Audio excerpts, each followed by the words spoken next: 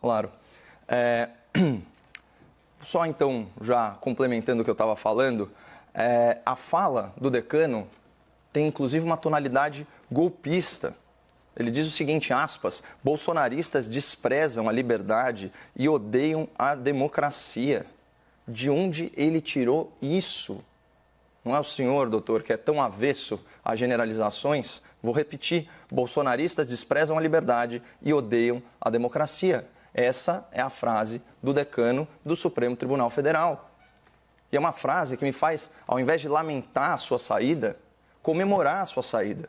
E eu espero que o presidente Bolsonaro indique para o cargo, né, e que o Senado sabatine e aprove a nomeação, né, de um magistrado que esteja um pouquinho mais alinhado com os reais valores da sociedade brasileira, para equilibrar uma corte que está em completa dissociação, né, com a moralidade nacional, né, com a visão que as pessoas têm, né, do que é justiça.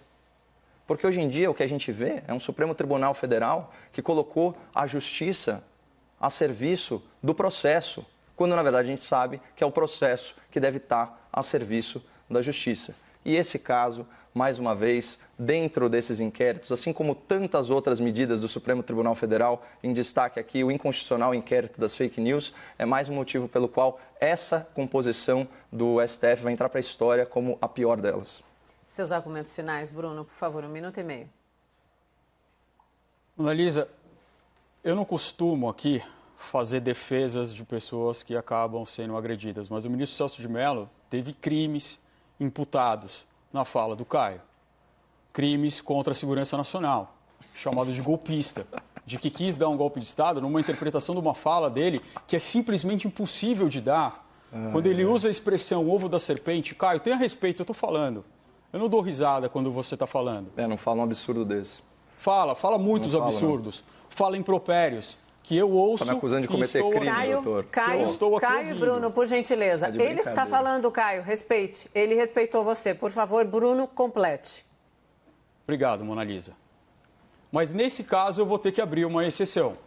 Eu vou ter que abrir uma exceção porque foram falas pegas, falas privadas, falas dele tiradas de contexto, interpretadas à luz de Júlio César, interpretadas através de uma surreal redução shakespeariana para dizer que o ministro do Supremo Tribunal Federal estava militando por um golpe de Estado contra o presidente da República.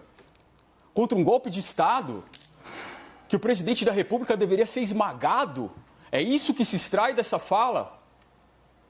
Isso é uma fala que não pode ser simplesmente admitida, Caio. Isso é uma fala que ela chega às barras da ilegalidade. E eu sempre disse que o limite da liberdade de expressão é a ilegalidade.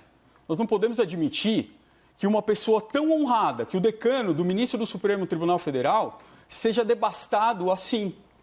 Eu não posso admitir que isso aconteça. Eu não posso admitir que a minha fala seja taxada de absurda e que ainda se dê risada dela, porque nós estamos defendendo as instituições e nós estamos defendendo a lei. Não adianta a gente chegar aqui com muitos lugares comuns, o processo deve servir à justiça e não a justiça servir ao processo, que é uma grande falácia, que é uma grande besteira. Basta abrir qualquer manual de processo penal, você vai entender isso. E querer devastar uma corte honrada, que eu discordo, que eu já tive muitas liminares indeferidas pelo ministro Celso de Mello e todos os ministros do Supremo Tribunal Federal. Eu já perdi causas no Supremo Tribunal Federal e nem por isso eu acho que o trabalho deles é um trabalho que não honra a República. Nós precisamos ter, acima de tudo, respeito com o Supremo Tribunal Federal e principalmente com o seu decano, o ministro Celso de Mello. Acabou o tempo, debatedores. Obrigada, Bruno. Bom fim de semana. Caio, Obrigado, bom fim de semana também. Até segunda-feira.